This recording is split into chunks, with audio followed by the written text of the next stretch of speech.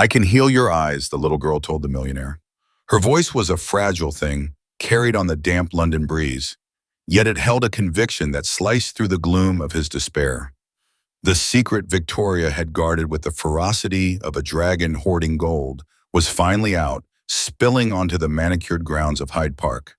It was a Tuesday afternoon and the city was breathing its usual heavy rhythm, a low hum of traffic and distant sirens. The sun filtered through the leaves of the immense plane trees and ancient oaks, creating dappled patterns of light and shadow on the freshly cut grass, which smelled of rain and chlorophyll. But for Sebastian Montgomery, all of that was nothing more than a distant memory, a mental photograph fading day by day into a sepia-toned oblivion. He sat on a varnished wooden bench with the rigid, unyielding posture of someone educated at Eton College, where stoicism was drilled into the spine alongside Latin and cricket. Sebastian adjusted the knot of his silk tie, feeling the cool fabric against his throat. His navy blue suit, custom made by a Savile Row tailor, fit his athletic body perfectly, the wool whispering of quiet wealth, and his dark glasses concealed the tragedy that had rewritten his destiny just 6 months earlier. An absolute, cold, and permanent darkness. At 32, Sebastian had it all, in theory. An immeasurable fortune inherited from his father's shipping empire, a fleet that spanned the 7 seas, properties on 3 continents, and a wife whom society magazines like Tatler described as the perfect partner. Yet sitting there with his white cane resting against his knee like a skeletal limb, he felt like the poorest man in the world. The sound of birds, pigeons cooing, parakeets screeching, brought him not peace, but irritation. The laughter of children playing in the distance near the Serpentine reminded him of the family he didn't have, a hollow echo in the cavern of his heart. "Please, Sebastian, don't move around so much." Victoria's voice cut through his thoughts like a sharp knife, icy and precise.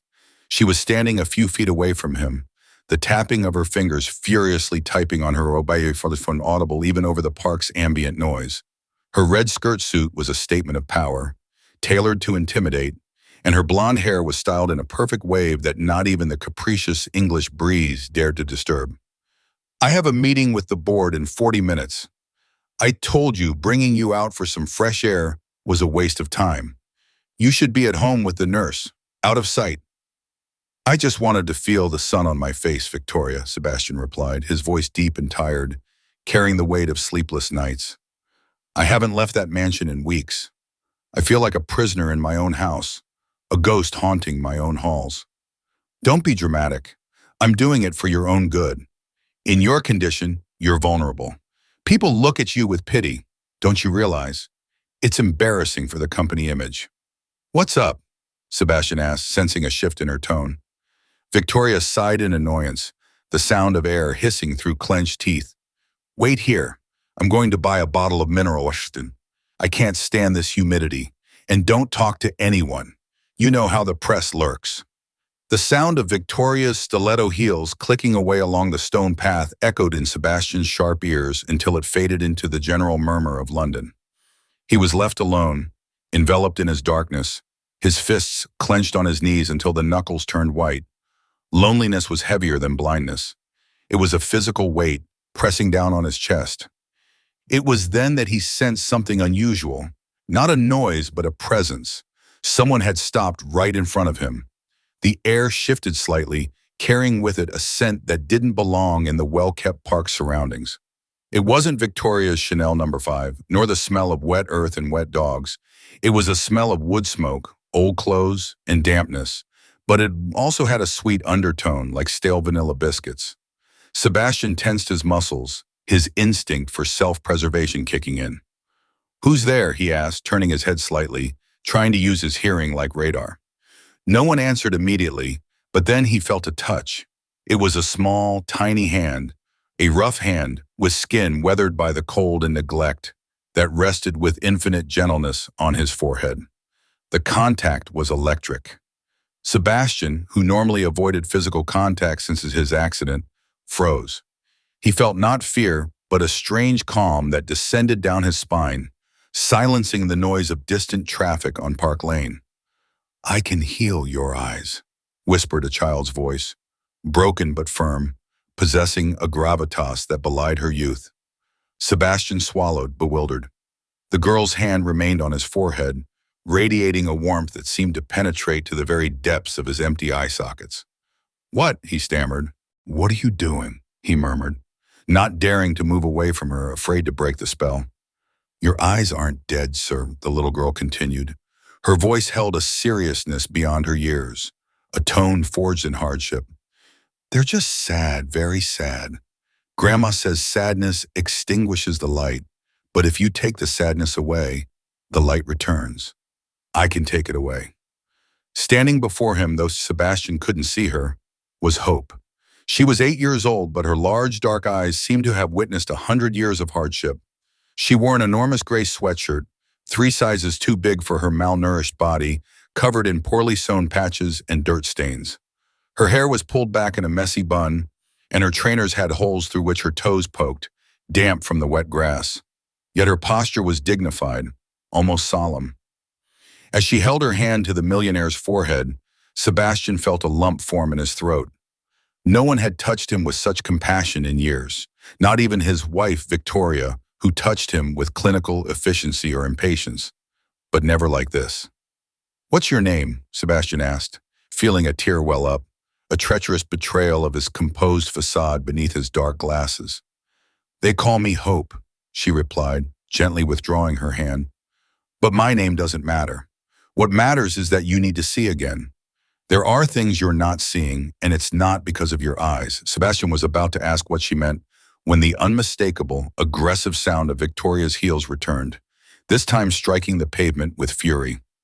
Victoria had stopped dead in her tracks about 10 meters away. The water bottle she was carrying slipped from her fingers and fell to the ground, rolling down the path with a hollow plastic sound. Her face, usually composed and cool, contorted into a grimace of utter terror, her blue eyes fixed on the ragged girl standing in front of her husband. It wasn't possible. She had made sure they were far away.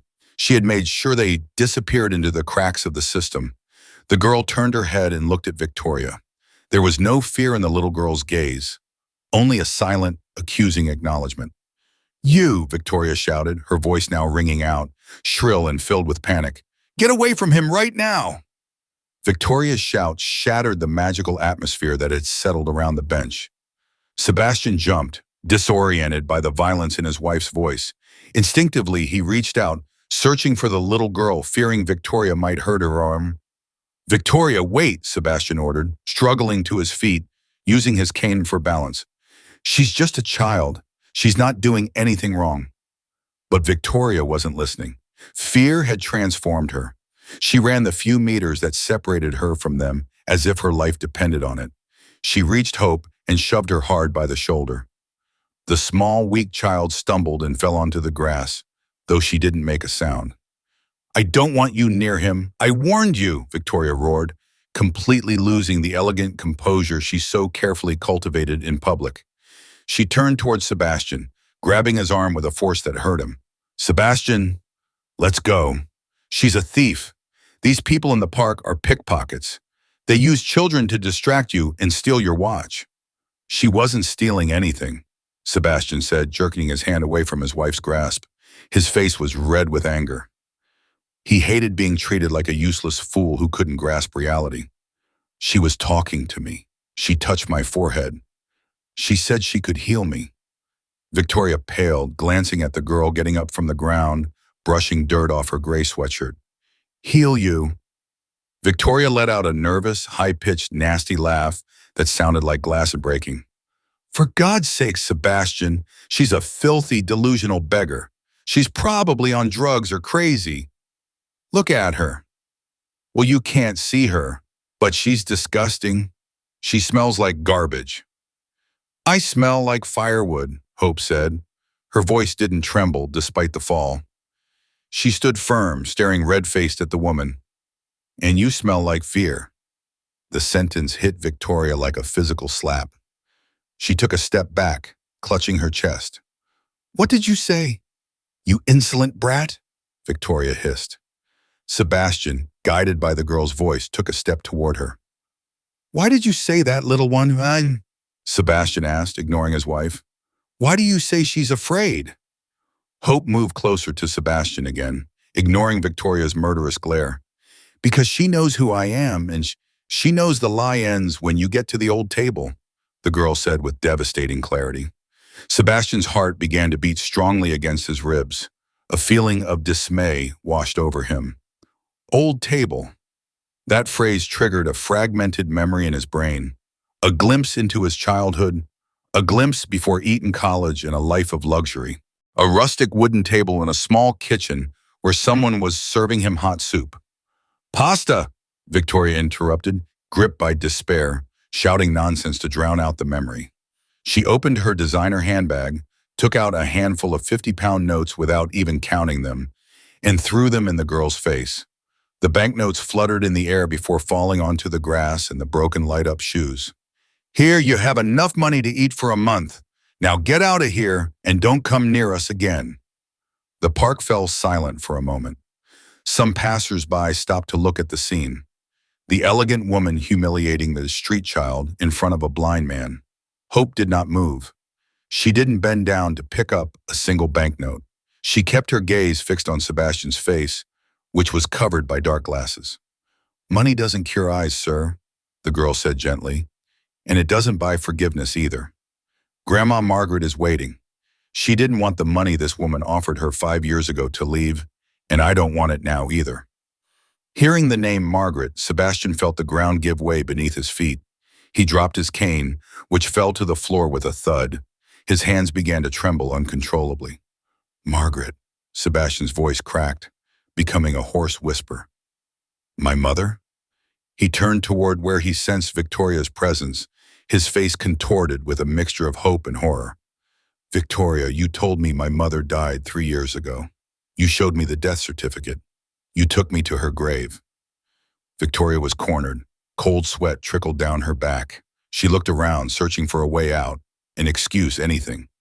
She's lying, Sebastian, Victoria shouted, but her voice lacked conviction. It's a common scam. They research the names of your deceased relatives to extort money from you. It's cruel what they're doing. Let's go, please. The car is waiting. Victoria tried to grab Sebastian again, tugging desperately at his sleeve. But this time Sebastian wasn't a sick man. He was a man who had just woken up. Sebastian planted his feet firmly on the ground with a swift movement, extending his hand toward the girl's voice. Hope, Sebastian said, his hand suspended in the air. Give me your hand. Don't touch her, Sebastian. She'll give you some disease, Victoria squealed. But Hope, with a sad smile, extended her small, dirty hand and took the millionaire's large, well-cared-for hand.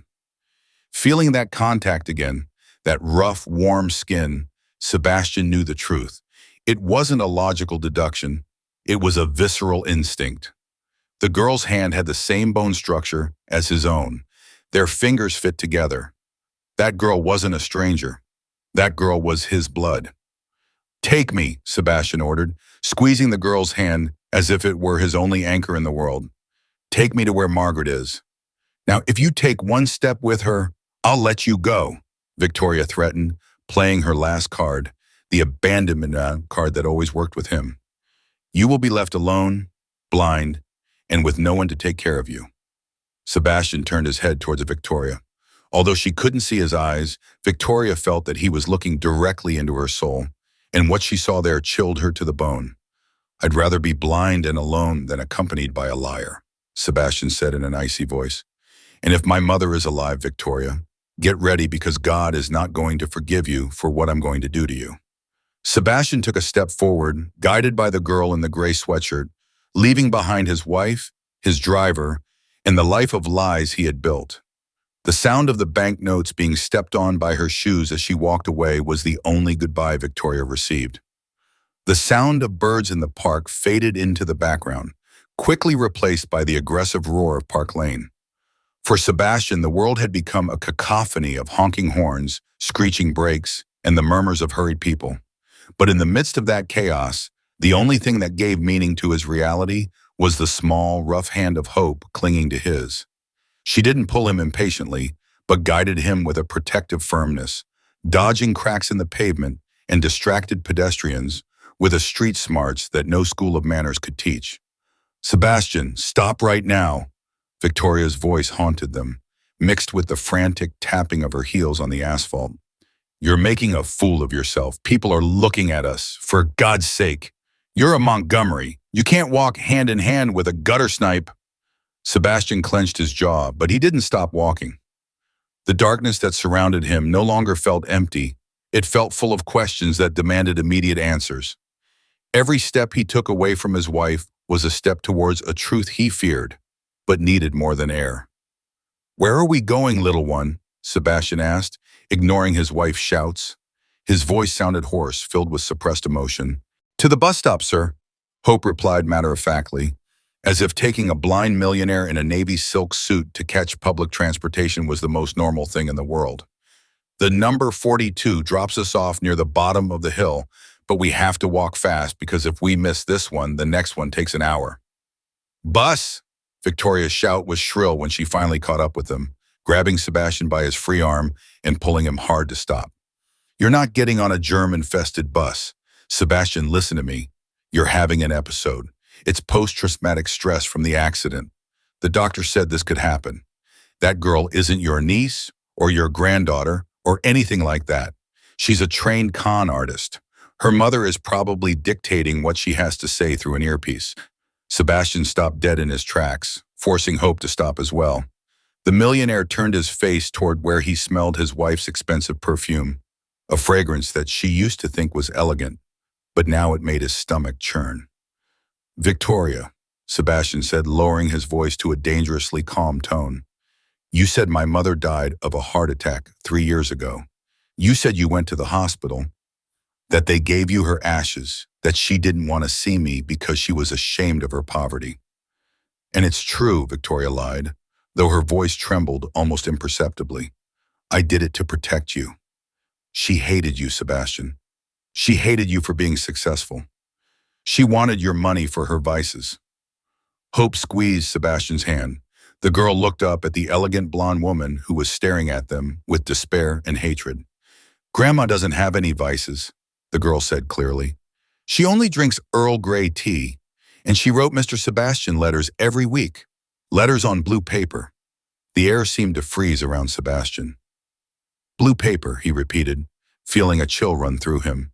His mother always used cheap blue paper to write to him when he had been at Eton College for over 20 years. It was an intimate detail no one else knew. "Yes," continued Hope, still holding the man's hand, "but they never reached him. The woman in red intercepted them at the large mailbox by the entrance. I saw her once when I went to secretly drop one off, and I saw her burning them in the white stone fireplace they have in the big room. Grandma cried a lot when she found out you never answered. She thought you'd forgotten about her because you were rich." Sebastian felt his legs give way. The mental image was devastating. His mother, old and humble, writing hopefully on blue paper, and Victoria, the woman he slept with every night, throwing those words of love into the fire, laughing at his pain, manipulating his loneliness to keep him isolated and controlled. "She's lying," Victoria shrieked hysterically, looking at the onlookers who were beginning to stop and watch the scene. "She's a pathological liar. I'll call the police. You're taking a disabled person against their will." "No, Victoria," Sebastian interrupted. He roughly pulled away from his wife's grip and raised his white cane, pointing it at her like an accusing sword. "No one takes me against my will. I choose to go. And if you dare follow us or call anyone, I swear on my father's memory that tomorrow I'll instruct my solicitors to take everything from you, even your last name." Victoria backed away, pale as a sheet. The financial threat was the only thing that truly terrified her. "Sebastian, you can't be serious. You can't go with that filthy woman to a slum. They'll rob you, they'll kill you. You don't see anything." Her voice cracked, oscillating between fury and feigned tears. "I'm doing this because I love you. If you loved me, you would have loved what I love," Sebastian declared. Then he loosened his grip on the little girl's hand. "Hope, take me to the bus. I want to go home. My real home." The little girl nodded even though he couldn't see her, and gently pulled him along. "Come on, Uncle Sebastian. The red bus is coming." They left Victoria standing on the pavement, gasping like a fish out of water, her nails digging into her designer handbag, watching her life of luxury and lies begin to crumble, because of an 8-year-old girl who smelled like firewood. The bus ride was an overwhelming sensory experience for Sebastian. Accustomed to the airtight silence of his air-conditioned limousine, he found himself immersed in a world of mechanical noises, the smells of sweat, fried food, and diesel fuel. As he boarded, he stumbled on the steps, but Hope was there instantly, placing her small hand on his back to gently push him up. "Lift your foot, sir. It's high," she instructed him. No one offered him the reserved seat. Sebastian could feel the heavy stares of the other passengers. They weren't looks of admiration for his expensive suit. They were judgmental looks. "A rich man playing at being poor, or perhaps a rich man fallen from grace," he heard murmurs. "Look at that bloke's shoes. They're worth more than my flat," someone whispered. "What's he doing with crazy Margaret's granddaughter?" another voice replied. That comment confirmed everything. Crazy Margaret. That's what they called his mother. Sebastian felt a pang of pain in his chest, but also relief. If people knew her, it meant she was real, that she was alive. They sat in the back. The bus lurched forward with a violent jolt that almost knocked Sebastian off his feet, but he clung to the rusty metal pole. "Are we almost there?" he asked softly, leaning toward the little girl. "Just a little. We have to cross the bridge and go up the hill," Hope explained. Then with sudden shyness, she added, "Are you really my uncle?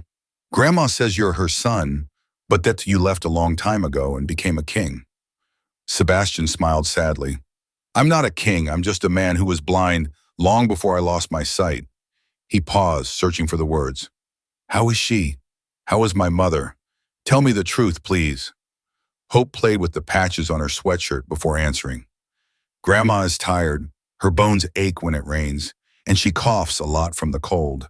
The house has holes in the roof, and water comes in." The girl lowered her voice. Sometimes she doesn't eat so she can give me some.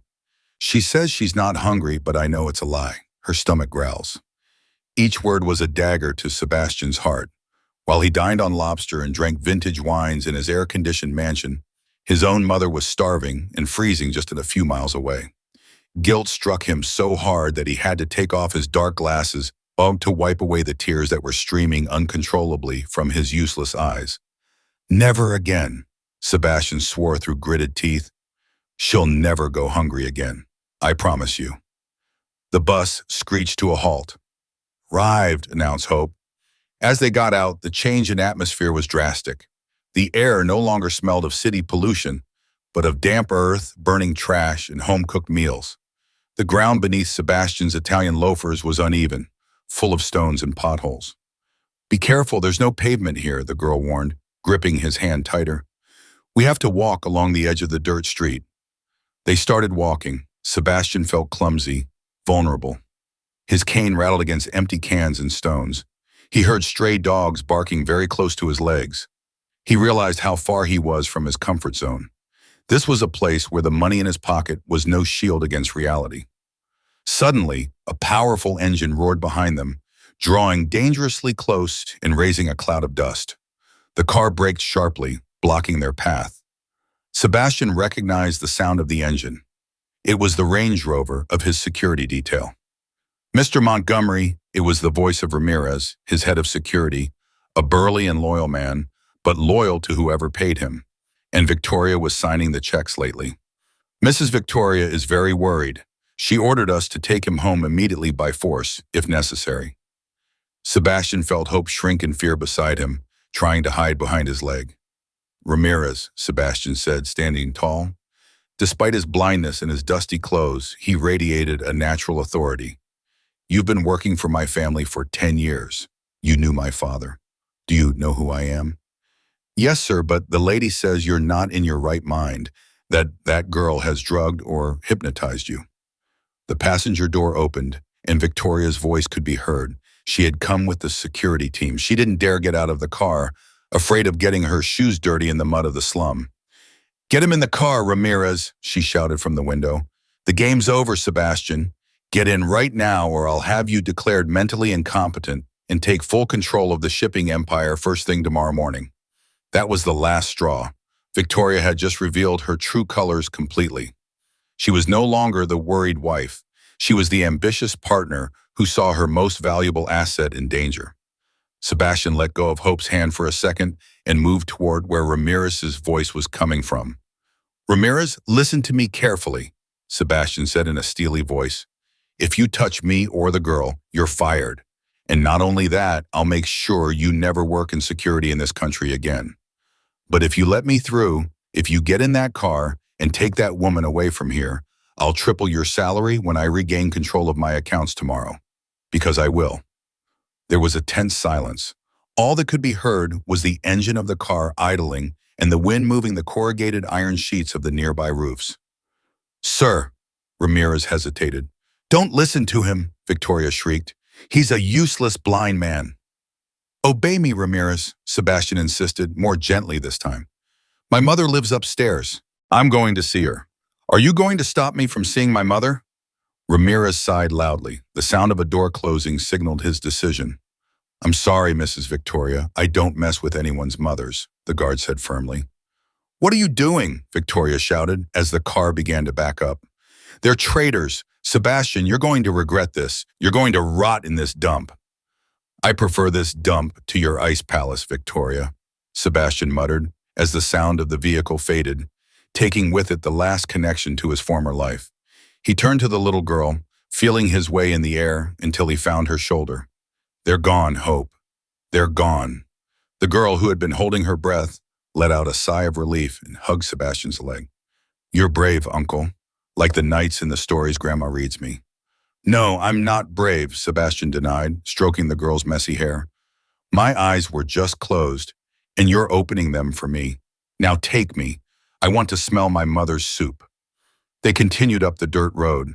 The sun began to descend and the air grew colder, but Sebastian felt an inner warmth that grew with each step. He was heading toward the unknown, toward poverty, toward the pain of the past, but for the first time in years, he knew exactly where he was going. The climb up the hill was a physical ordeal Sebastian could never have imagined in his previous life, protected by tinted windows and air conditioning. Each step was a battle against gravity and his own blindness. The dirt path, hardened by the sun and cracked by the lack of rain, was a map of dangers invisible to him. His leather-soled shoes constantly slipped on the loose gravel, and more than once his ankles twisted painfully, threatening to break. Careful here, man. There's a ditch where dirty water runs, warned Hope, pulling hard on his hand to guide him to the left. Sebastian obeyed, but his right foot slipped on the muddy edge. He lost his balance and fell heavily to his knees. The impact was dry and painful. He felt the thin fabric of his Italian trousers tear, and stones dig into his skin, breaking the epidermis. The pain was sharp, but the sting of humiliation was worse. There he was, Sebastian Montgomery, the magnate, kneeling in the mud of a slum, blind and filthy. Uncle, are you okay? Hope's voice sounded alarmed. She felt her small hands trying to lift him, but he was too heavy for her. Sebastian lay there for a moment, breathing heavily. The smell of the place was intense, a mixture of damp earth, wood smoke, farm animals, and something else. Something that smelled of raw, unfiltered humanity. I'm fine, he lied, gritting his teeth to keep from screaming in frustration. He tried to get up, but his hand, reaching for support, touched something sticky and cold on the ground. He frantically wiped it on his jacket, ruining it even more.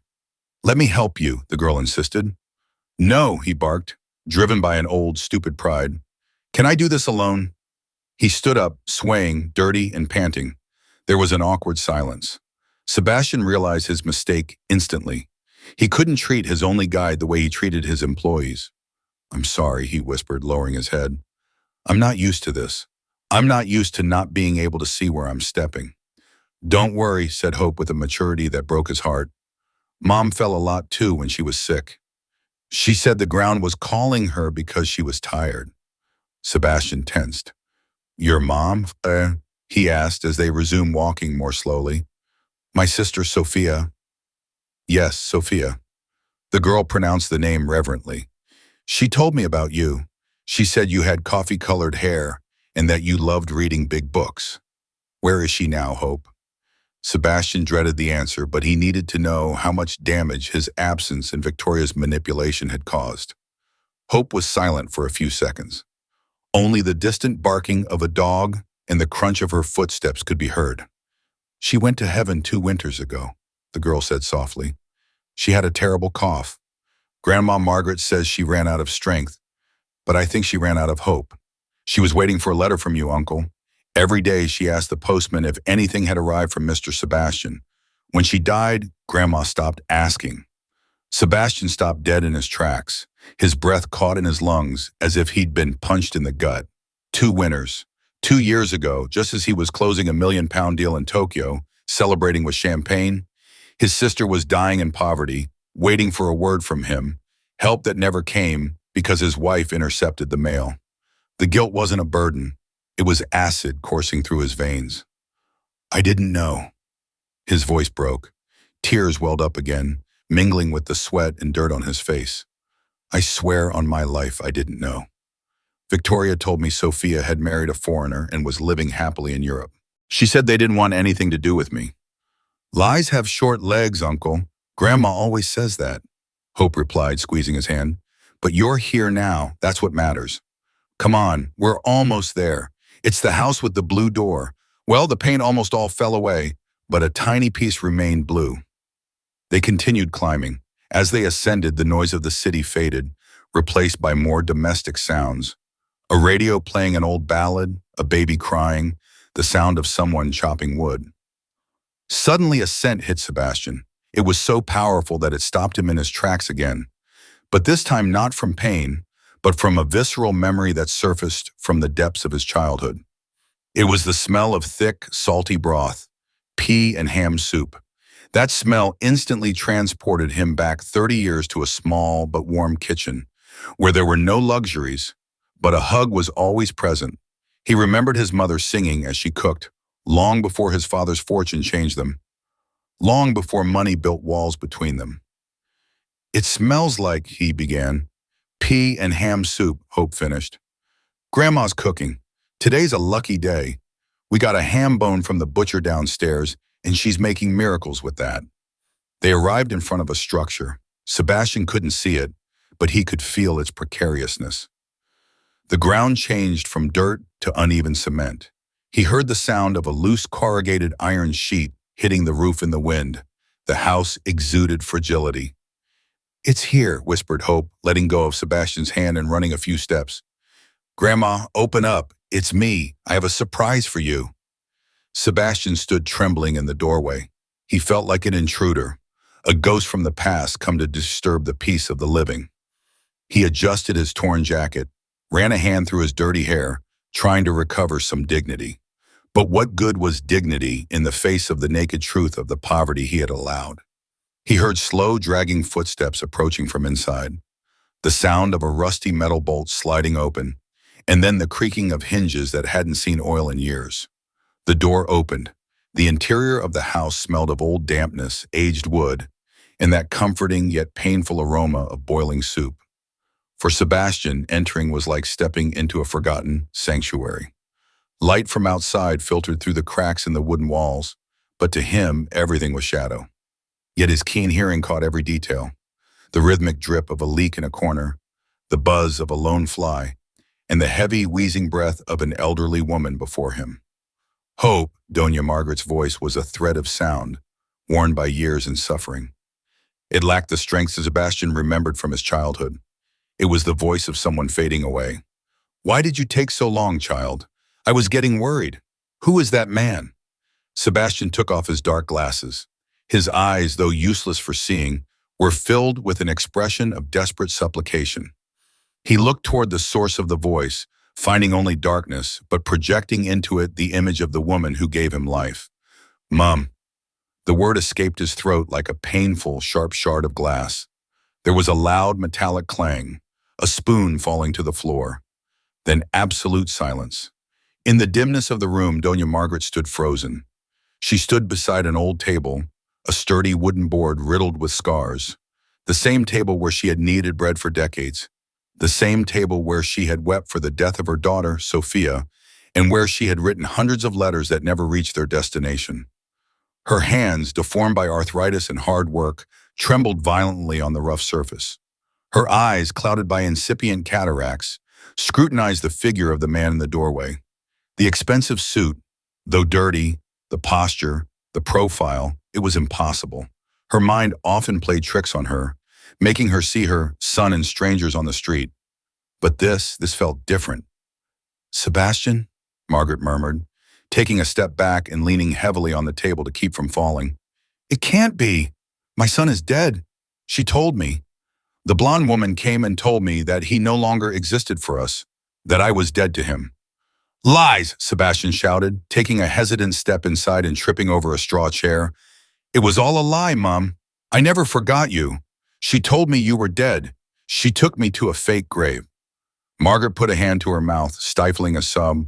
Disbelief struggled with maternal instinct. That cry, that desperation, that was the cry of her Sebastian, not of the cold businessman she saw in the old magazines she collected from the trash, but of her child, the one who scraped his knees and came crying to seek comfort. Sebastian, she asked again with a heartbreaking tone of hope, is it really you? You're not a figment of my old mind? It's me, Mom. It's me. Sebastian moved forward, guided by the sound of his breathing. He stretched out his arms, which bumped against the edge of the old table. I'm here. I'm blind, Mom, but I'm here. At the word blind, Margaret's barrier of fear shattered. She no longer saw the distant millionaire. She saw her wounded son. She moved with a swiftness her weary legs shouldn't have allowed. She circled the table and threw herself toward him. The impact of the embrace was tectonic. Margaret wrapped her thin but strong arms around her son, burying her face in his mud-stained chest. Sebastian collapsed, falling to his knees, pulling his mother down with him, clutching her waist, clinging to the worn fabric of her dress as if it were the only lifeline in a shipwreck. Forgive me, forgive me, forgive me, Sebastian repeated over and over, weeping like a child, his tears wetting his mother's shoulder. I was stupid. I should have come myself. I should have looked for you. I let them bribe me with money before I lost my eyes. Margaret stroked her son's head, her fingers tangling in his brown hair, just as she did when he was 5 years old. She too wept, but her tears were of a relief that washed away years of bitterness. Shh, my child, it's over now. Her voice recovered that maternal tone that heals everything. It wasn't your fault. The devil is cunning and dresses in silk, son. That woman has a black soul, but God is greater. God brought you back to my table. Hope watched the scene from the doorway with shining eyes. She closed the door gently to shut the outside world out. She approached and placed her hand on Sebastian's shoulder, completing the circle. Sebastian lifted his face, searching for his mother's hands, took them in his own, and kissed them. He felt the rough skin, the calluses, the bone deformities. Each scar on his mother's hands was a story of sacrifice that he had not honored. Your hands, so rough, Mum, you worked so hard, and I was living like a king. My hands are fine, son, Margaret said, smiling through her tears, wiping Sebastian's dirty face with her thumb. They're for hugging you. That's all that matters now. But tell me, what happened to your eyes? Why do you say you haven't seen since the car accident 6 months ago? The doctors say the nerve is damaged, that there's nothing they can do, Sebastian explained, feeling the weight of his disability again. Victoria, she took advantage of that, isolated me, made me believe I was alone in the world so she could take everything. That woman, Margaret's expression hardened. A shadow of fury crossed her kind face. She came here, Sebastian. When Sophia died, she came in her big car. She didn't get out. She rolled down the window and threw us an envelope with money for the funeral. She said, Sebastian sent this so you can bury her and stop bothering us. He's not coming. He has an important life, and you're all trash. I burned that money, son. We buried your sister with what the neighbors and I chipped in. But I never, ever thought you were a bad person. I just thought you were lust. Sebastian felt a surge of anger so intense it almost made him dizzy. Victoria's cruelty knew no bounds. Not only had she stolen his fortune, she had tried to buy his mother's dignity. I swear, Mom, Sebastian said, standing up and helping Margaret to her feet, that she'll pay for every tear you shed. But now I'm hungry. Margaret let out a wet laugh, surprised by the sudden change. I'm hungry, but there's only bread and pea and ham soup here. It's not rich people's food. It's exactly what I want, Sebastian said firmly. I don't want caviar or truffles or anything that I paid for with the money that wasn't set aside.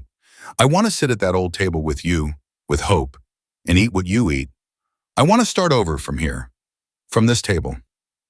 Margaret looked at Hope and nodded. The girl ran to the sideboard to get 3 mismatched plates.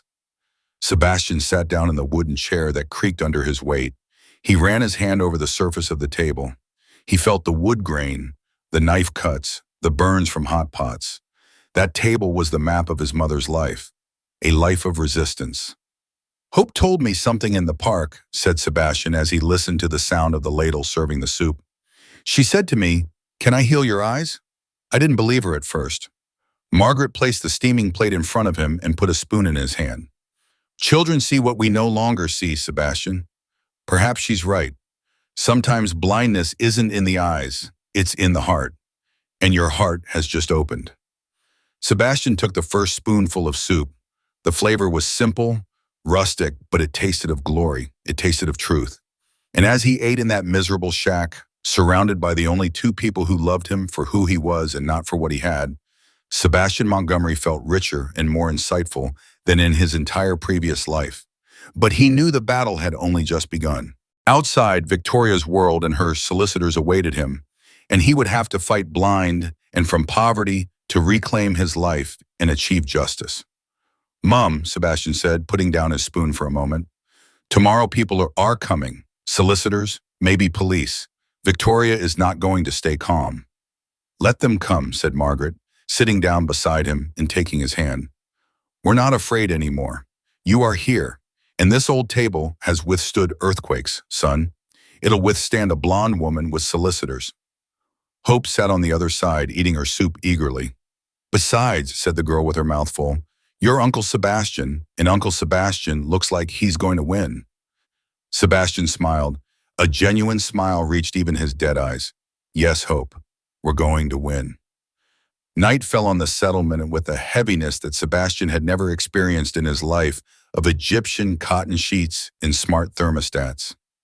Here, darkness was not just the absence of light. It was a physical entity that brought with it the cold, a damp cold that seeped through the cracks in the rotten wood and chilled to the bone. Sebastian lay on a thin foam mattress lying on the floor of the small room.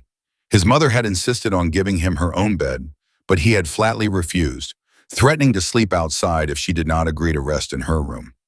Despite the pain in his back and the discomfort of his ruined suit, Sebastian felt a strange peace of mind, although his body was on high alert due to the unfamiliar sounds, the incessant barking of stray dogs, the distant grime music from some neighbor, and occasionally the dry sound of what seemed like gunshots in the distance. "Uncle," whispered a small voice in the darkness.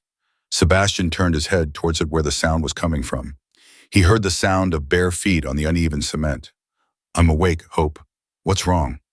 "I brought you the tiger blanket." He felt the girl cover him with a heavy, scratchy, synthetic blanket. "It's the one that heats up the most. Grandma kept it for when an important visitor came. I think you're the most important visitor we've had, even though your pants are ripped." Sebastian smiled in the dim light, touching the thick fabric. "Thank you, little one. It's perfect." Hope sat on the floor next to him. Her voice faltered. "Are you scared?" Fear. Sebastian thought about his answer. He was afraid of the future, of his blindness, of the legal battle that was coming. "A bit. Why do you ask?" "Because when rich people come here, they are always afraid. They lock their cars, they look at us as if we were going to bite them. But you stayed overnight." "I'm not rich today, Hope. Today I am just Margaret's son. And I'm not afraid to be here. I'm afraid of what I left down there, from the lie in which I lived." There was a comfortable silence. Then Sebastian remembered something crucial.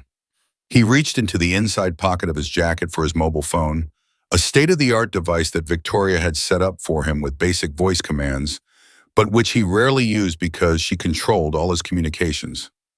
"Hope, I need your help. I need you to be my eyes again." He took out his phone. The battery was at 40%. Enough. "What do I have to do?" the girl asked, approaching. "I need to unlock this."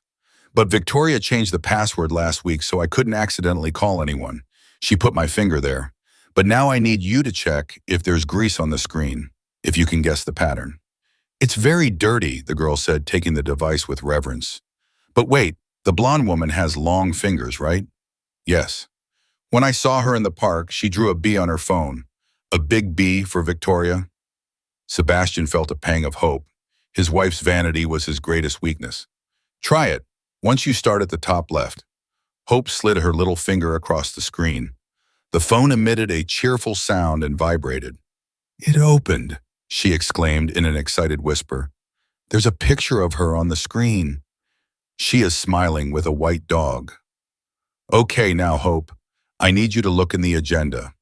Search, Roberto private. No, Roberto, solicitor. It has to say private. He's a friend from college, the only one Victoria didn't buy because she hates him. The girl stuck her tongue out of the corner of her lips in a gesture of concentration. She swiped through the contact list. Roberto, here's Roberto, private. I pressed the green button.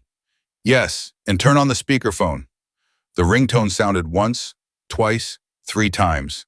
It was 11 o'clock at night. Sebastian held his breath. If Roberto didn't answer, he was alone. Sebastian, the voice on the other end sounded sleepy and confused. It's you? I've been trying to talk to you for 6 months, and that witch of a wife of yours tells me you're not available. Roberto, listen to me carefully because I don't have much time. Sebastian spoke with a clarity and authority that he had not felt since before the accident. I am alive, I am sane, and I am at my mother's house. Your mother, but she died. Victoria sent a death notice. It's all a lie. Sebastian cut him off. Roberto, Victoria has me kidnapped in my own house. She has isolated me. She made me believe my family was dead in order to rob me. I need you to act right now. She's going to try to disqualify me first thing tomorrow. She's going to say I'm crazy, that I have dementia from the trauma. Damn. The sound of sheets rustling and a lamp turning on could be heard on the other end of the line. I knew something smelled fishy. Sebastian, if she has a medical power of attorney, she can have you committed by force. That's why I'm calling you. You have a copy of my previous will and the general power of attorney we signed 5 years ago before I married her. That document was never legally revoked, was it? No, you never revoked it. It is still in effect. Technically, I am still your primary legal representative above her in cases of conflict of interest. Okay, I want you to freeze everything. Accounts, cards, company access, everything. Block her on suspicion of fraud, and I want you to come pick me up tomorrow. But don't come alone. Bring a notary and, if you can, the press. The press, Sebastian, are you sure? That will destroy the company's image. I don't care about the company, Roberto. I care about my life. If Victoria tries to take me out of here by force, I want cameras on. I want the world to see where the mother of the owner of Montgomery Shipping lives, while his wife spends millions on jewelry. Understood. Where are you? Send me the location, Hope, Sebastian said. Do you know how to send your location? Place. My mom used to do it. The girl touched the screen a couple of times. Done. It says sent. See you tomorrow, brother. And Roberto. Thank you. Rest, Sebastian. Tomorrow is going to be a war. The call was cut off. Sebastian dropped the phone onto his chest and let out a trembling sigh. He felt Hope's hand squeezing his. Are we going to fight the dragons tomorrow? She asked. Yes, little one. We're going to fight tomorrow. But this time I have the fire. The sunrise on the hill wasn't poetic. It was noisy. The sound of roosters mingled with the roar of delivery trucks and the bustle of people leaving for work. Sebastian woke up with his body aching from the hardness of the ground, but with his mind clearer than ever. The smell of freshly brewed tea, a weak but hot Earl Grey, filled the small room. Good morning, son, Margaret said, placing a dented metal mug in his hands. Drink it slowly. It's boiling hot. It's all we have. The bread ran out last night. Sebastian sat down, rubbing his useless eyes. Don't worry about breakfast, Mum. You'll have a full pantry soon. I promise. Keeping you here is enough for me, she replied, sitting beside him and stroking his back. But son, I have a bad feeling. I've seen strange cars circling the hill since early this morning. Black cars, the kind that shine brightly. Sebastian tensed. Victoria hadn't wasted any time. Hope, Sebastian called. Are you there? Yes, Uncle, I'm looking out the window. The girl's voice trembled. There are a lot of people down there. There are police officers and men in suits, and there's the woman in red's car. Help me up. I need to be on my feet. I need to look presentable. Sebastian stood up, brushing the dust off his suit as best he could. He straightened his tie even though it was crooked. He ran his hand through his hair to smooth it down. How do I look? You look like a giant, man, Hope said, running to his side. Suddenly, a loud bang shook the flimsy metal door. Open up, police! Shouted an authoritarian voice. Margaret let out a stifled scream and stepped back, clutching her chest. Don't be afraid, Sebastian ordered, standing in front of them like a human shield facing the door. Open the door, Hope. The trembling girl bolted the lock. The door slammed open, hitting the wall. The noise from outside invaded the house. Voices, police radios, murmurs from curious neighbors. Mr. Sebastian Montgomery, said a man with a deep voice. I am Officer Mendez. We have a court order to transfer you to a psychiatric clinic. Your wife has filed a complaint alleging kidnapping and altered mental state. He's not crazy, shouted Margaret, advancing, but a policeman roughly pushed her back. Don't touch my mother, roared Sebastian. His voice boomed so loudly that the officer instinctively took a step back. If they ever lay a hand on her or the girl again, I assure you it will be the last mistake of their careers. Victoria entered the house. The sound of her heels was unmistakable, even though they echoed hollowly in the poor cement. Oh, Sebastian. Her voice was a perfect performance of worry and anguish. Look at you, you're dirty, hurt, living among rats. She approached him, trying to touch him, but he swatted her hand away. Shh, calm down, love.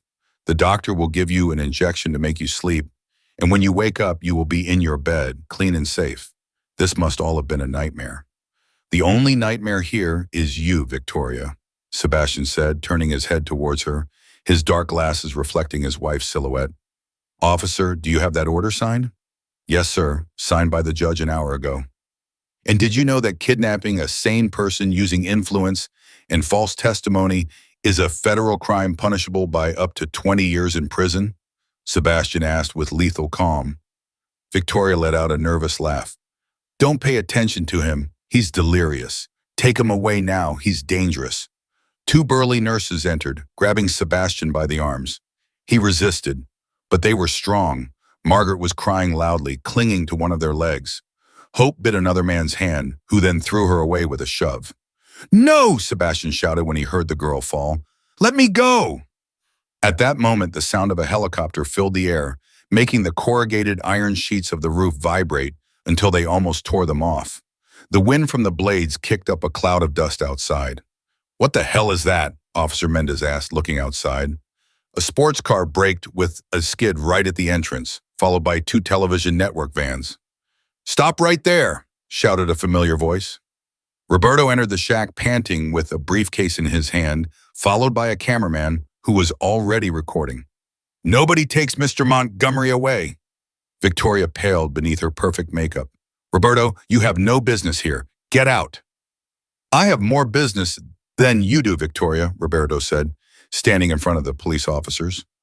Officer, I'm Mr. Montgomery's personal solicitor. I have here a notarized document, digitally signed this morning, revoking any power of attorney this woman may have over my client, and I have a live broadcast scheduled for the midday news. Do you want to be the police officer dragging a blind, sane man from his mother's house in front of the entire country? Officer Mendez looked at the camera. He looked at Victoria and then let go of Sebastian's arm. This is a civil matter, the policeman said, raising his hands. We only follow orders. But if there is a conflict of powers, we don't get involved until the judge decides. Let's go. They can't leave, Victoria screamed, losing her mask. I got paid. In other words, I am his wife. The silence that followed her slip of the tongue was deafening. Sebastian straightened his jacket with dignity. He took a step towards Victoria. Did they pay you, Victoria? He asked gently. Who, or are you referring to the money you withdrew from the emergency account last night? It's a shame Roberto blocked it 3 hours ago. Your cards don't work. Your access to the mansion has been revoked, and the car you came in is registered to the company. No, you can't do this to me, she whispered. backing away towards the door. I took care of you. I put up with you when you went blind. You buried me alive, Sebastian corrected. But you forgot one detail. The seed grows in the darkness, and I have just blossomed. Sebastian reached his hand back. Hope, come here. The girl, her lips split by the blow, but with eyes shining with triumph, ran to his side and took his hand. Get out of my house, Victoria, said Sebastian, and get out of my life. I'll see you in court. Victoria looked at the cameras focused on her, surveyed the hostile surroundings, and knew she had lost. She turned and ran, stumbling through the mud, fleeing not only from her husband, but from the truth that had finally caught up with her. Sebastian felt the tension leave his body. He turned toward the sound of his mother's voice. It's over now, Mom. He opened his arms. The monsters are gone. Roberto approached, placing a hand on his friend's shoulder. Nice show, Sebastian, but now comes the hard part. You have to reclaim your empire. Sebastian smiled, stroking Hope's head. My empire is here, Roberto, on this old table. What's outside, that's just money. And money is easy to get back. What I reclaimed today is priceless. However, as the adrenaline subsided, Sebastian felt a sharp pain in his head. Behind his eyes, a flash of white light crossed his dark vision like lightning on a dark night. Stars. He staggered. Uncle, asked Hope, are you okay, Sebastian? He blinked for a fraction of a second, just a fraction, and thought he saw a red blur, the color of Hope's dress. Hope, he whispered, touching his eyes. I think I saw something. The flash of light Sebastian thought he saw in the darkness of the shack wasn't an isolated miracle. It was the spark that ignited a bonfire of urgency. Roberto, still pumping adrenaline from the confrontation with the police, didn't waste any time. Hearing his friend mention the red blur, he helped one of the cameramen into the sports car.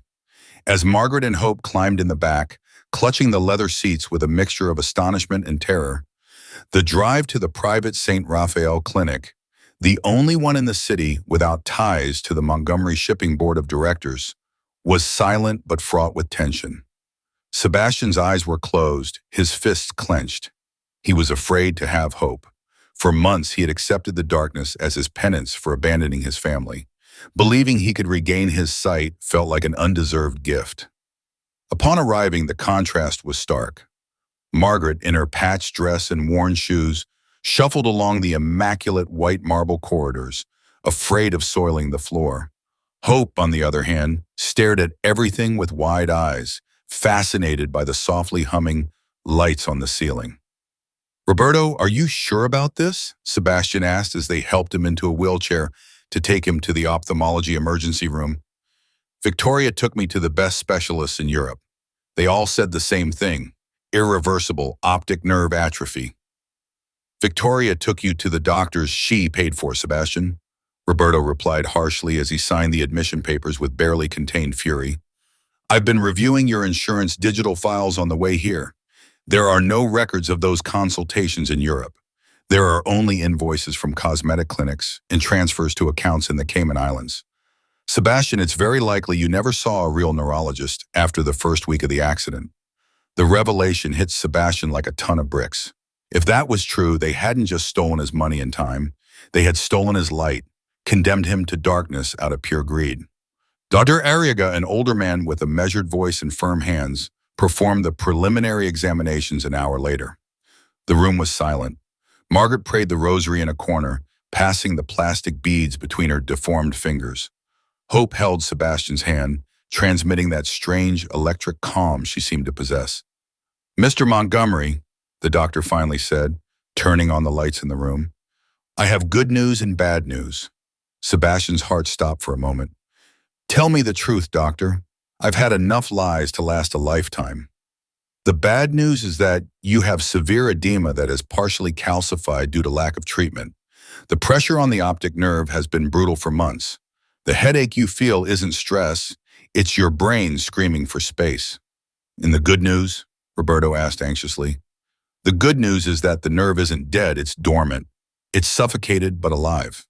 That flash he saw was the nerve reacting to a sudden change in pressure, perhaps from adrenaline or physical exertion. If we operate now, tonight, there's a 60% chance he'll regain his sight. It won't be perfect at first, but he'll see. A gasp broke the silence. It wasn't Sebastian's, but Margaret's. The old woman approached the stretcher, ignoring her own embarrassment at her humble appearance, and took her son's face in her hands. "God is great," she wept. "I told you, son, the little girl healed your soul, and God will heal your eyes." Sebastian reached for his mother's hands and kissed them. "No, Mum, you healed me. If I hadn't climbed the hill, if I hadn't eaten that soup, I would never have known I could fight." "There's a risk," the doctor warned, lowering his voice.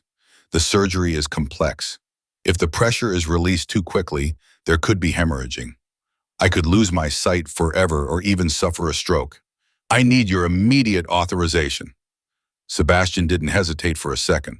"Operate on me, doctor. I'd rather die trying to see my mother's face one more time than live 100 years in darkness with that woman." The next few hours were a whirlwind. Nurses coming and going, IVs, the smell of antiseptic replacing the smell of wood smoke, and poverty that Sebastian carried on his clothes. Before they took him to the operating room, he asked for a moment alone with them. Sebastian, now in his hospital gown, looked smaller, more vulnerable, but his features were relaxed. "Mum," he said, reaching out into the void until he found Margaret's shoulder. "If something goes wrong, if I don't wake up, I want you to know that Roberto has instructions. Everything I have is yours and made of little lights. The house, the money, everything. Victoria won't see a single penny." "Shut your mouth, boy," Margaret gently scolded him, fixing his hair. "You're going to wake up and you're going to be hungry. I'm going to make you some chicken broth. Seriously, not that dirty water they give out here. Don't talk about inheritances. Talk about life." Then Sebastian turned to the girl. "Hope, here I am, Uncle. You told me in the park, I can heal your eyes. Did you know something the doctors didn't? How did you know?" The girl shrugged, a gesture that Sebastian could feel in the air. "Because the eyes don't lie, man. Yours were moving, searching for the light. The woman in red had still eyes, like those of a shark. The dead do not seek the light. You were looking for it." Sebastian smiled, a tear escaping from the corner of his eye. "Promise me you'll take care of Grandma while I sleep." "I promise you. And I promise you that when you wake up, I'll be there to tell you what color things are." The stretcher bearers entered. The farewell was brief. The swinging doors closed, leaving Margaret and Hope alone in a luxurious waiting room, surrounded by magazines they couldn't read properly, and people who looked at them askance, unaware that these two, because they were so self-important, were the only family of the richest man in the city. The wall clock in the waiting room read 3 a.m. The ticking was monotonous, hypnotic, almost torturous. Margaret had fallen asleep in an uncomfortable chair, her head resting on Roberto's shoulder, who, despite his expensive solicitor's suit, hadn't moved an inch so as not to wake her up. Hope was awake, sitting on the floor, drawing with crayons that a kind nurse had given her on the back of some old forms. She drew a table, a large table where 3 smiling people were eating, and a huge sun with yellow rays that took up almost the entire page. Suddenly, the operating room doors opened. Dordariaga came out, removing his surgical mask. He looked exhausted. He had deep, dark circles under his eyes and sweat stains on the collar of his green pajamas. Roberto woke up with a start, gently waking Margaret. "Doctor," Roberto asked in a hoarse voice. Margaret stood up, clutching the rosary to her chest so tightly that her knuckles turned white. "The operation was complicated," the doctor began, and Margaret's heart skipped a beat. "There was more calcification than we expected. We had to reconstruct part of the surrounding tissue." "But he's fine," Margaret insisted, her voice breaking with anguish. "It's stable. He is in the recovery room. The anesthesia is wearing off, but—" The doctor paused dramatically, looking at the 3 people in front of him. "We won't know if it worked until we remove the bandages. That will be in a few hours once the initial inflammation subsides. But he reacted to the light of the flashlight while he was sedated. That's a very good sign." Margaret released the breath she had been holding and crossed herself. "Thank you, Holy Virgin. Thank you." 6 more hours passed. Dawn was breaking through the windows of private room 402. Sebastian was sitting on the bed with his head wrapped in thick white bandages. He was awake, nervous. His hands gripped the sheets tightly. "They are there?" asked for the 10th time in the last 10 minutes. "We are here, son," Margaret replied, taking his right hand. "Here I am, uncle," said Hope, taking the left. "And I'm here watching the door to make sure no blonde witch gets in," added Roberto from the sofa, trying to lighten the mood, although he too was sweating with nerves.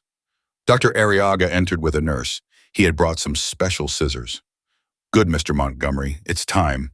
I want you to keep your eyes closed while I remove the blindfold. When I tell him, he will open them very slowly. The light is going to hurt him.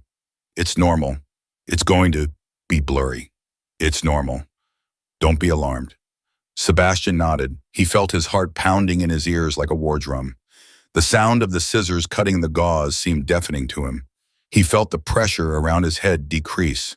The fresh air touched his eyelids for the first time in hours. "Okay," said the doctor. "The blinds are halfway down. Slowly, Sebastian. Open your eyes." Sebastian took a deep breath. Fear paralyzed him for a second. What if I opened my eyes and the darkness continued? What if it had all been a cruel illusion? But then he felt the callus on his mother's hand. He felt the smallness of Hope's hand. They were his reality. If I couldn't see them, at least I could feel them. That gave him the courage. He opened his eyelids. The first thing was pain, a sharp pain, like needles of light piercing their unaccustomed retinas. He closed his eyes abruptly and let out a groan. "Don't worry, it's normal," the doctor said. "Try again. Blink rapidly." Sebastian tried again. He opened his eyes a slit. Light. It wasn't darkness. It was light, a grayish, blurry, shapeless light, but light nonetheless. Tears began to flow, cleansing his eyes, and with them, shapes began to take form. He saw colored spots. A white spot, the doctor. A dark spot, Roberto. And next to him were two stains, one gray and one red, the gray sweatshirt, the red dress that Hope had been given at the hospital because her clothes were very dirty. Sebastian blinked furiously, focusing. The image slowly cleared, like an old camera adjusting its lens. He saw a face furrowed with deep wrinkles, with white and disheveled hair, and watery eyes that looked at him with infinite love. She was not the young woman he remembered from 30 years ago. She was a tired old woman, but she was the most beautiful face he had ever seen. "Mom," Sebastian whispered. His voice was barely a thread. "Are you there? You are old." Margaret burst into tears, a laugh that sounded like heavenly music. "And you're thin and look scared, my boy." Sebastian turned his head slightly, lowered his gaze. There was the girl from the park. Her face was clean, but she still had that wild and dignified air. Her large black eyes looked at him expectantly. Sebastian saw the small scar on her chin, saw the freckle on her nose. He saw his sister Sophia in that girl's features. "Hope," Sebastian said, stretching out his trembling hand to touch her face. He didn't need to feel anymore. He went straight to her cheek. Are you like her?" "Can you see me, Uncle?" the little girl asked, searching. "Can you really see me?" "I see you," Sebastian confirmed, and burst into tears, a cry of absolute liberation. "I see you. I see your eyes. I see your nose. I see everything." "It works!" Roberto shouted, punching the air in pure euphoria. The doctor smiled contentedly and discreetly withdrew to give them space. Sebastian looked at his own hands. He looked at the sheets. He looked at the room. Everything was wonderful. The color of the beige wall seemed fascinating to him.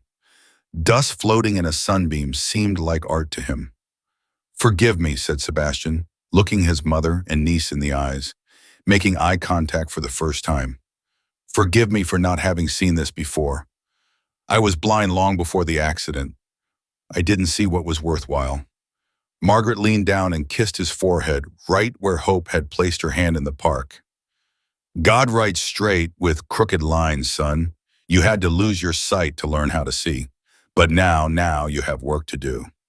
Sebastian nodded. His expression hardened slightly, changing from vulnerability to determination. He looked at Roberto. "Roberto, pass me a mirror." "A mirror?" Roberto hesitated but took out his phone and turned on the front camera. Sebastian looked at himself on the screen. He saw the dark circles under his eyes, the 2-day beard, the bandages, but he also saw something new in his eyes. The milky, lifeless fog was gone. His pupils were constricted, alive, focused. They were the eyes of a man who had returned from hell. "Put that phone away, Roberto," Sebastian said, handing it back to him. "And get ready, because as soon as I leave here, we're going to the mansion. I have a few things to do with my wife, and this time she won't be able to hide." Hope carefully climbed onto the bed and snuggled up next to him. "Uncle, now that you can see, can we go see the sea? Grandma says the sea is as big as the sky, but on the ground. I've never been." Sebastian hugged the little girl with one arm and her mother with the other, closing his eyes for a moment, not out of blindness, but out of gratitude. "We'll go to the sea, Hope. We'll go wherever you want, but first we're going to get our lives back." The hospital room, cold and sterile, felt warmer at that moment than any home Sebastian had ever known. The real healing was over, but justice had only just begun. The Montgomery mansion stood imposingly on the most exclusive hill in the city, a monument of marble and crystal that glittered in the afternoon sun. Inside, however, the air was thick with panic. Victoria was running back and forth in the main office, a room that used to be Sebastian's sanctuary, and that she had turned into her headquarters. Several valuable paintings had been taken down from the walls, leaving rectangles of lighter paint, like scars on silk wallpaper. On the mahogany desk, 3 open suitcases spilled out designer clothes, jewelry cases, and wads of cash. Victoria, her hair disheveled and her makeup smudged with nervous sweat, emptied the safe hidden behind a false panel in the bookcase. Her hands trembled as she stuffed documents and bearer bonds into a leather bag. "Damn it, damn it, damn it," she muttered under her breath, casting a paranoid glance at the closed door. "That idiot solicitor froze the bank accounts, but he doesn't know about the Panama account or Sebastian's grandmother's diamonds. I have to get out of here before the judge issues the eviction order." The phone in her pocket vibrated. She ignored it. She knew who was calling: the business partners who had abandoned her as soon as they saw the news, the high society friends who were now pretending not to know her. "I was alone, but it didn't matter," she thought as she slammed the safe shut.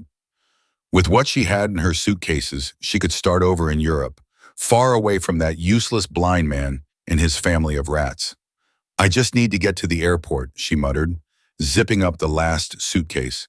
She smoothed down her skirt. She took a deep breath to regain her composure and dragged the suitcases towards the door. She flung open the double wooden door with a jerky movement, ready to yell at the staff to load her luggage, but stopped dead in her tracks. The suitcases fell from her hands with a thud. In the center of the grand hall, standing on the geometric mosaic floor, was Sebastian. He was wearing clean clothes, an impeccable gray suit that Roberto had gotten for him, and although he still had his dark glasses on, his posture was not that of the defeated man she had manipulated for months. He stood erect, motionless, like a statue of vengeance.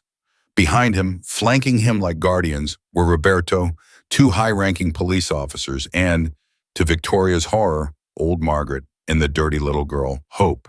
But they no longer looked dirty. Margaret wore a simple but clean dress, and the girl had her hair combed and proudly held Sebastian's hand. "Are you going somewhere, Victoria?" Sebastian asked. His voice resonated in the lobby's perfect acoustics, calm and deadly. Victoria caught her breath. Her calculating brain began to work at full speed. He was still wearing dark glasses. He still couldn't see. She could manipulate him one last time. "Sebastian, my love," she exclaimed, instantly changing her tone to one of hysterical relief. She walked towards him, dodging the suitcases. "Thank God you're here. Those horrible men told me you were in the hospital. I was packing our things to leave. We have to run away, darling. Roberto is deceiving you. He wants to take over the company, and those people you brought in are accomplices." Victoria reached out and touched her husband's face, using the same caressing tactic she had used to emotionally overpower him so many times. "Let's go, Sebastian. I have a plane waiting. I'll take you to Switzerland. Let's see a real doctor. Just you and me, far away from all these people who want to hurt you." Sebastian didn't move. He let her approach. He let her hands, perfumed with that expensive fragrance that now disgusted him, touch his cheeks. "To Switzerland?" Sebastian asked gently. "To the same imaginary doctor who diagnosed my irreversible atrophy?" Victoria froze. Her fingers paused on his skin. "What are you talking about?" she whispered. a note of fear seeping into her voice. I just want to take care of you. Without me, you're lost in the dark, Sebastian. You need me. I am your eyes. You were never my eyes, Victoria. You were my blindfold. With a slow and deliberate movement, Sebastian raised his hands and took off his dark glasses. Victoria stifled a scream and stumbled backward, tripping over her own feet. Sebastian's eyes, though still red from the recent surgery, were open and fixed on her. They looked at her with devastating clarity. They stared at her, following her every move. There was no emptiness in that gaze. There was a trial. Sebastian, she stammered, pale as a ghost. The red dress doesn't suit you, Victoria, Sebastian said, his gaze sweeping over her from head to toe. I always thought it was elegant. Now I see it's vulgar, just like you. The revelation hit her like a train wreck. He saw. The game was over. The control was gone. The lies about burned letters and dead mothers were over. Victoria stared at the suitcases filled with money and jewelry. Her survival instinct kicked in. She stopped pretending to love. She lunged at the luggage in desperation. It's mine, she cried, grabbing the handle of a suitcase. I have a right to it. I'm your wife. I have a right to half of everything. You have no right to anything, Roberto interjected, stepping forward with a blue folder in his hand. We've reviewed the accounts, Victoria. The embezzlement, the forgery, the health insurance fraud, and worst of all, the abandonment of an incapacitated person. Officers, Sebastian ordered, his eyes never leaving the woman who had sworn to love him. Walk her away and make sure those suitcases stay here.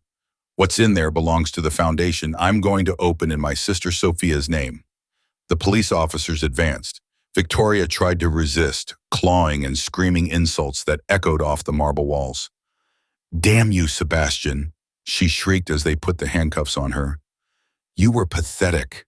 I made you a man. You should thank me. Without me, you're nothing. Without you. Without you, Sebastian interrupted, raising his voice above her screams. Without you, I'm free. As the officers dragged her toward the door, Victoria's gaze met Margaret's. The old woman, who had remained silent, stepped forward. There was no hatred in her face, only infinite pity. May God forgive you, child, Margaret said gently, because you're going to have plenty of time alone to think about what you did. Victoria spat on the ground at the old woman's feet before being shoved into the patrol car, which was waiting outside with its flashing lights turning the front yard blue and red. Silence returned to the hall. A clean silence. Sebastian let out a long sigh as if he had been holding his breath for years. He turned to his mother and niece. For the first time, he saw his own house through their healed eyes. He saw the cold opulence, the uncomfortable furniture, the pretentious art. It's so big, said Hope, staring at the vaulted ceiling, mouth agape.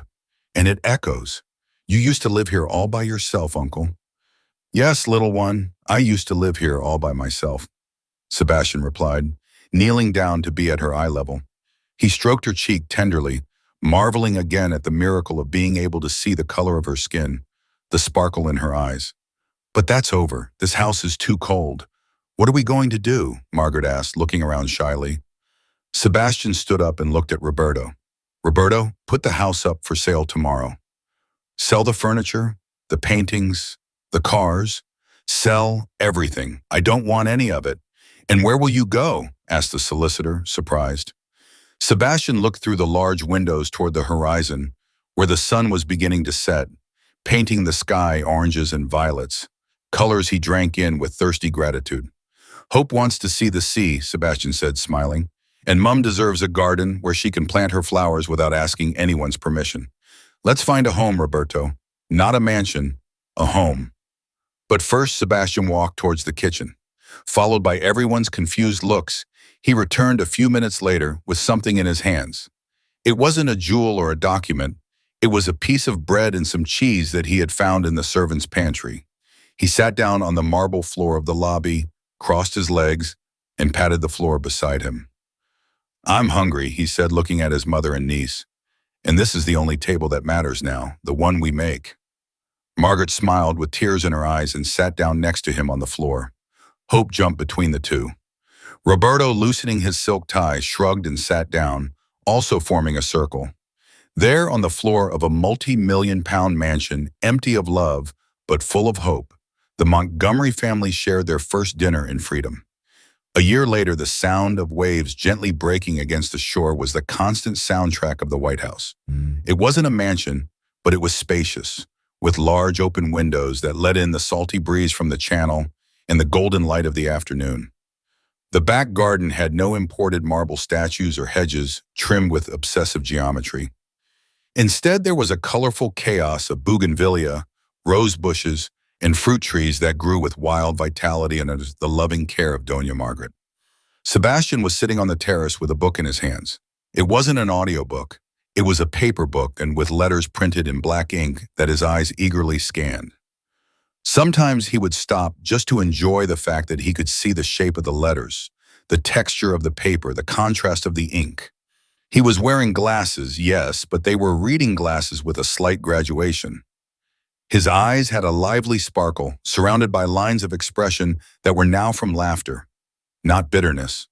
"Uncle Sebastian, look at me!" The scream came from the beach about 50 meters from the house. Sebastian looked up. He didn't need to squint. He saw with perfect clarity the girl running across the wet sand. Hope had grown up. She no longer wore gray rags.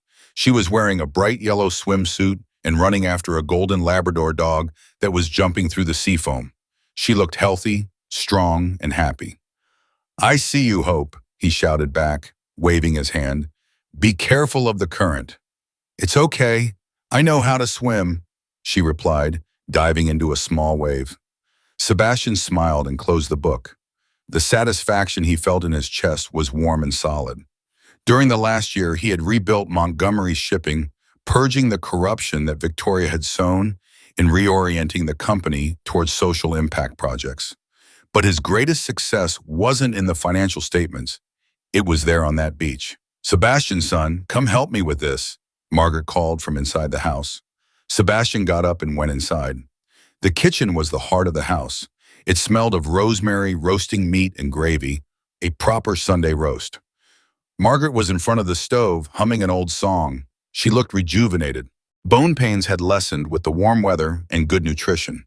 And although her hands were still deformed from a lifetime of work, now they only handled fresh ingredients and flowers. "What do you need, Mom?" "Take the table out to the garden.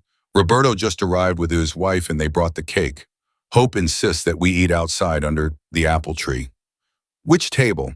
The new teak one?" Margaret turned around with a raised eyebrow and a mischievous smile. "No, son. The table, our table." Sebastian burst out laughing. Of course, in a corner of the modern kitchen, gloriously clashing with the stainless steel appliances, was the old wooden table. They had brought her from the hut on the hill. It had cost more to transport it than to buy a new one. But Sebastian had insisted. A carpenter had sanded and varnished it so that it wouldn't splinter. But he had left all the scars, knife marks, and burns. It was their anchor. Sebastian carried the table. It was heavy, but the weight felt pleasant. He took it out to the garden and placed it under the generous shade of the apple tree, right where the sea could be seen. Roberto appeared in the driveway carrying a box of pastries, followed by his wife. Sebastian greeted the solicitor with a tight hug. "You look great. What does the eye doctor say?" 20/20 in the right eye and almost perfect in the left," replied Sebastian, helping to set the tablecloth. "He says it's a medical miracle. I say it was Mum's soup." Hope came running from the beach, soaked and covered in sand, followed by the dog who shook himself, getting everyone wet. There were shouts and laughter. "Wash yourself, young lady," Margaret ordered, coming out with a large tray of Yorkshire puddings. "Nobody sits at my table with sand." Minutes later, everyone was sitting around the old wooden table. The sun was beginning to sink into the ocean, tinting the world with a royal gold. There was simple but delicious food. Roast beef, potatoes, carrots, and Yorkshire puddings. Sebastian looked around. He saw the vibrant colors of the flowers. He saw the deep blue of the sea. He saw his niece's flushed face. He saw peace in his mother's eyes, and he saw loyalty in his friend's face. "I want to make a toast," said Sebastian, raising his wineglass. Everyone fell silent and raised their glasses. Hope lifted hers, full of orange juice. "A year ago," Sebastian began, his voice trembling slightly with emotion, "I was sitting on a park bench and believing that my life was over. I was surrounded by darkness, not only in my eyes, but in my soul. I thought money was everything and that I had lost everything." He looked at Hope. Then a little girl put her hand on my forehead and said, "I can heal your eyes." I didn't believe her, but she wasn't talking about corneas or optic nerves. She spoke of seeing the truth. He looked at Margaret. "Thanks to you, I learned that true blindness is indifference. True blindness is forgetting where you come from and who you love. Today I can see the sunset and it is beautiful. But nothing, absolutely nothing of what my eyes can see now is as beautiful as what I felt when you hugged me in that dark shack when I had nothing." Sebastian took his mother's hand and his niece's hand on the rough surface of the old table. "For the vision," Sebastian concluded, "the one that sees with the heart, and for this table that we may never lack, wherever we may be." "Cheers!" they all shouted in unison. The glasses clinked. Laughter filled the air, mingling with the sound of the sea. As the sun finished setting, giving way to a twilight full of stars, Sebastian stared at Hope, who was explaining to Roberta with exaggerated gestures how she had caught a giant wave. Sebastian took off his reading glasses and left them on the table. He no longer needed filters. He looked up at the sky where the first star of the night was beginning to shine and whispered to himself and perhaps for the sister who was looking down on him, "I see everything, Sophia. Now I see everything."